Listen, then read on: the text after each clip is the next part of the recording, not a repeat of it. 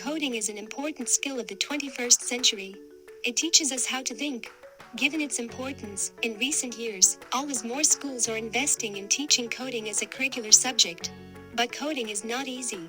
It presents rules which are hard to describe in easy terms to children. So we designed Codobot, a multi-sensorial coding activity in the Magic Room to teach children the main concepts of coding. Let children explore the fundamental structures throughout simplified coding languages in a playful environment.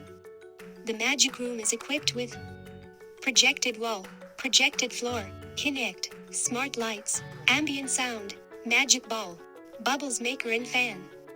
In the Codobot, children will help the robot Robin to get over obstacles, collect items, and finally reach the end to get in touch with the basics of programming languages.